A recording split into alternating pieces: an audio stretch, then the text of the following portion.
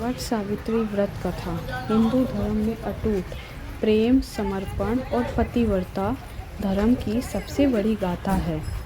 माता सावित्री ने अपनी बुद्धि और तपस्या के बल पर यमराज से अपने पति सत्यवान के प्राण वापस छीन लिए थे। यह व्रत महिलाओं द्वारा अपनी पति की लंबी आयु और सुख समृद्धि के लिए किया जाता है। सावित्री का जन्म मध्य देश के राजा अश्वपति की कोई संतान थी। उन्होंने देवी सावित्री की कठोर तपस्या कर उनसे पुत्री का वरदान प्राप्त किया। राजा के घर जन्मी इस कन्या का नाम सावित्री रखा गया।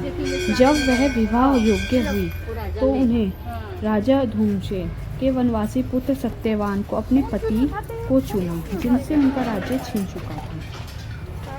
जब सावित्री ने सत्यवान से विवाह करने का निर्णय लिया तो देवऋषि नारद ने राजा अश्वपति को बताया कि सत्यवान बेहद गुणी और धर्मात्मा है, लेकिन अल्पायु है।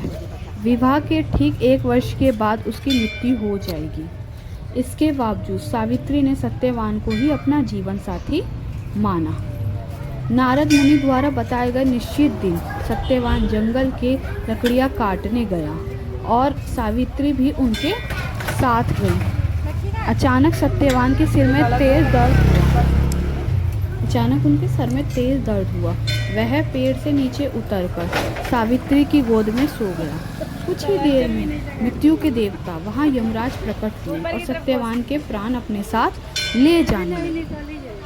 पति के पीछे पीछे सावित्री भी यमराज के साथ चलने लगी। यमराज ने उसे वापस लौटने को कहा, लेकिन सावित्री ने अपनी पतिव्रता, धर्म और ज्ञान से यमराज को प्रभावित कर दिया। प्रश्न होकर यमराज ने भी उन्हें 3 वरदान मांगने को कहा। पहला वरदान उन्होंने ये मांगा। सावित्री ने कहा, मेरे अंधे सास ससुर हैं के लिए राज्य और नेत्र दे दीजिए। तो यमराज ने उन्हें वापस कर दिए और उनके सास ससुर के नेत्र और राज्य वापस मिल गया। दूसरा वरदान, फिर सावित्री उनके पीछे पीछे चली गई तो दूसरा वरदान मांगा। उन्होंने अपने पिता के लिए संतान मांगी तो राजा ने वो भी वापस कर दी और उनके पिता को एक संतान का वरदान प्राप्त हुआ। फिर तीसरा वरदान, खुद के लिए सत्यवान के 100 पुत्रों का वरदान मांगा तो यमराज ने बिना सोचे समझे तथास्तु बोल दिया। पर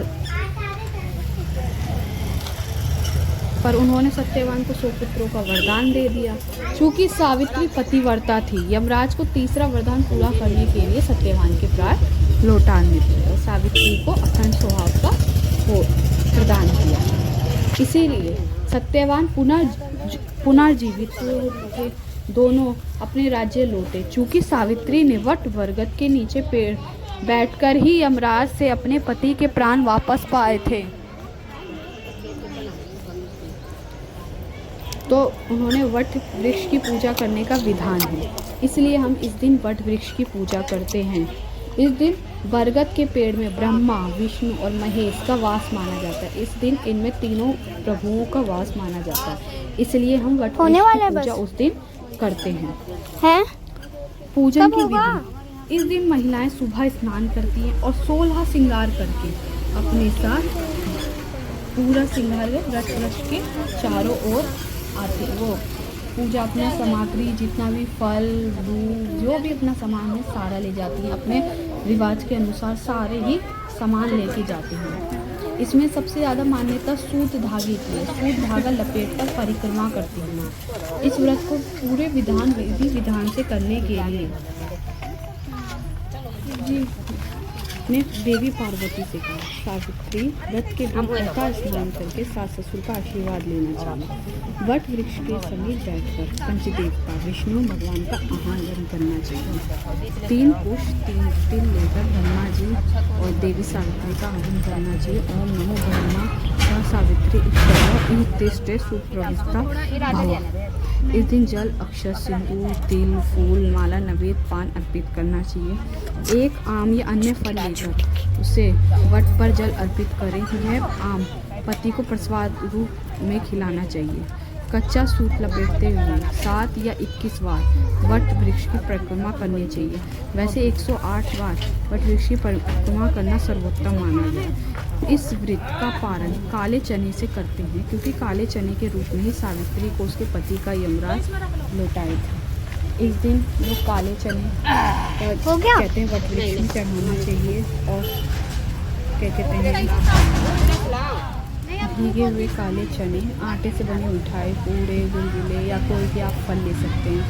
साथ में बांस का बना पंखा, हाथ का वो लेते हैं, जल से भरा कलश, सूत, कलावा, ये सब लेके जाते हैं। वट वृक्ष के पास जड़ में सबसे पहले हम जल अर्पित करते हैं।